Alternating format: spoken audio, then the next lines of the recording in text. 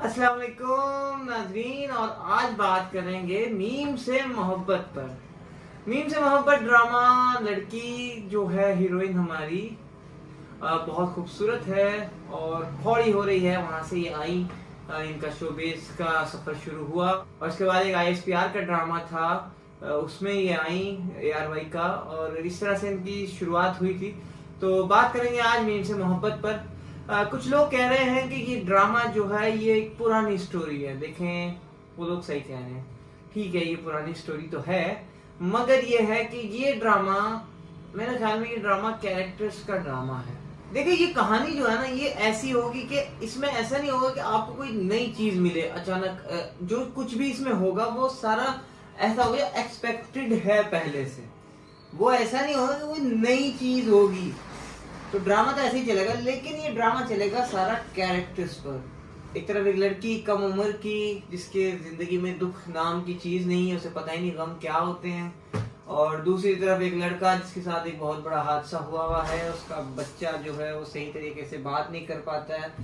तो दरअसल हुआ ये कि ये एक पीछे एक एक्सीडेंट हुआ इनका, है ना। ये अपनी बीवी बच्चे के साथ में था, तो वहां पे एक्सीडेंट हुआ और इस एक्सीडेंट में इसकी बीवी तो गुजर गई, लेकिन बच्चे के सर पे चोट आई होगी, कुछ हुआ होगा, या वो हादसा उसने देखा तो उसके जहन पे एक ऐसा असर पड़ा जिससे जो बचपना है वो कहीं उससे जाता रहा। मतलब उसकी जो नर्वस सिस्टम जिसे कहते हैं ना, उस पर कोई ऐसी चोट पड़ी जिससे कि उसने अपनी अटकेलियां, अपनी शरारतें, वो जो एक मिजाज होता है बच्चों का, वो खो दिया। तो यहाँ से जो बाप है वो, बीवी को तो उसने खोया ही, मगर बच्चे के साथ जो हो गया वो उससे ज्यादा रजिस्टर हो गया। बहुत मोहब्बत करता है अपने बेटे से। इस बेचारे की मंगनी हो गई थी, शादी होने वाली थी, मगर वो लड़की भी इसे छोड़कर भाग गई। और वो यकीनन इसीलिए भागी है कि जो बच्चा है वो उसके साथ नहीं चल सकता। यहाँ पर ये होगा कि ये एक सैड लड़का है और ये कितनी खुश मिजाज लड़की है। लड़का तो कुछ इस मिजाज का है कि जाने क्या ढूंढती रहती हैं ये आंखें मुझ में, राख के ढेर में शोला है न चिंगारी है। ये तो इस तरह का है। और लड़की जो है वो दिल है छोटा सा, छोटी सी आशा, मस्ती भरे वो इस तरह की है। तो ये दो कैरेक्टर्स जब मिलेंगे, इनके बीच में जब क्लैश होगा तो यकीनन मजा तो आएगा। 8 बजे का ये ड्रामा रखा हुआ है। हालांकि कहा ये जा रहा है इसके बारे में कि इसके अंदर, इस ड्रामे में इतनी काबिलियत नहीं कि 8 बजे का शो, मतलब प्राइम टाइम का ड्रामा है। मगर मुझे पता नहीं क्यों लग रहा है कि यार अभी कुछ भी कहना ना जरा जल्दबाजी होगी। अभी ना शो शुरू हुआ है, अभी 5 एपिसोड हुए हैं और 5 एपिसोड में अब ये ड्रामा अपने पैरों पे खड़ा हो गया है। पैरों पे खड़ा होने का मतलब ये है कि जब कोई ड्रामा शुरू होता है तो अगर वो आपको ऐसे पकड़ के बिठा ले कि